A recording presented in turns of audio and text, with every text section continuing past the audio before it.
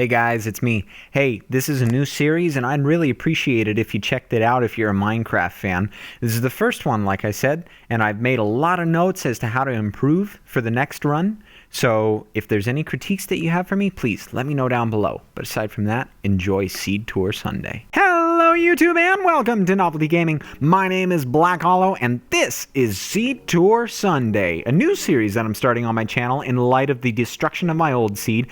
First things first, this is our seed and it is a large ocean with a lot of very interesting features on it. You can read about it in the description, but let's get going. This is the spawn point right here. You're going to encounter lots of trees. There's one little inlet, not quite a cave.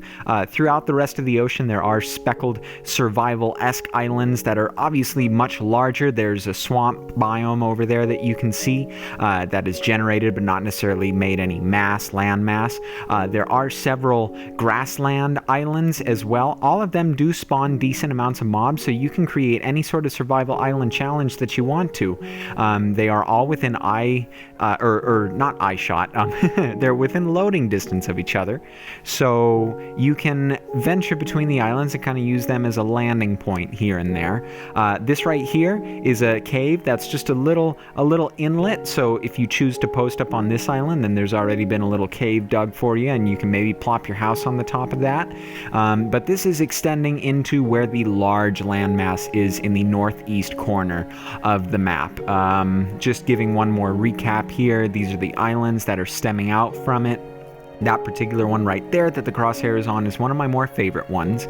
And now we are looking at the river and the large landmass. So let's go ahead and venture forth. Down below me you can see some caves and they are all definitely connected within each other. So building a home on that landing base is a great idea. You can see the mountains and valleys lining the shoreline. This is one of the cooler features I think on this map is there's one of those randomly generated rooms, pockets, but it happened on the surface. As you can see, it definitely was one of those rooms. It just was a little bit too high up. So here's the first big feature, first big biome of this map.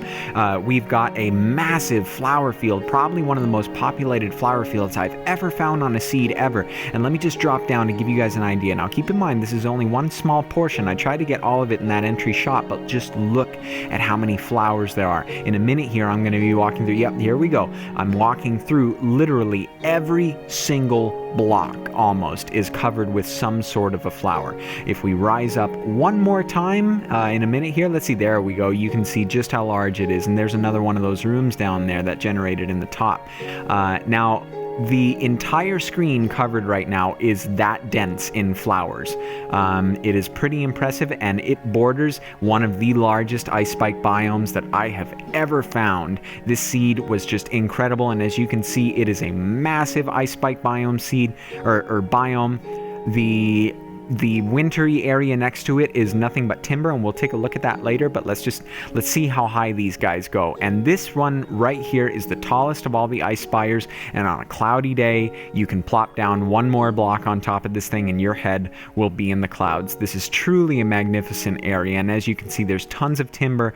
Let's fly down to this purple beacon over here, and this is going to be snowy grasslands to some extent. I don't know if that's the actual name of it, but I just thought it was cool because it's got all this open space and it's got flowers even growing in it. And in the background, let's see if I maybe got a cool shot of it. In the background you can, yep, there we go. In the background you can see the spires rising out from the timber around the border. So just to give you an idea of where that's at. Now we're a little bit more south and you can see this grasslands biome. This was something I thought was really cool. Just a tiny little of grasslands biome.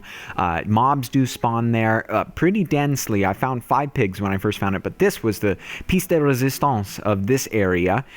If we drink did I drink a night? Yes, okay, night vision. Let's get the night vision going. Now down here you have a massive underground ravine. If you guys have watched my Minecraft Let's Play, you know that I am a fan of underground ravines. I just think that they are so cool and so awesome and unique, and I've even found another seed that is littered with ravines, and I'm going to feature that next week.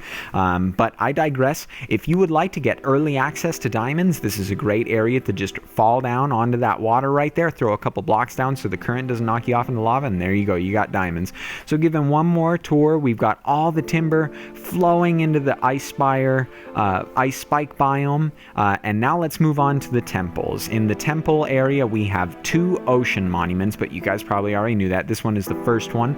It's smack dab pretty much in the middle of the deep ocean with a tiny little island right there for probably a checkpoint, quote unquote, if you will. And here comes the second one. There's a spawn island right there. And if we just flip a 180 and head south right for that blue beacon that I've had set up, this particular ocean monument is actually glitched into the side of the border of the map. Now, I feel like this happened because the new updates have to be compatible with PS4 and Xbox One next gens.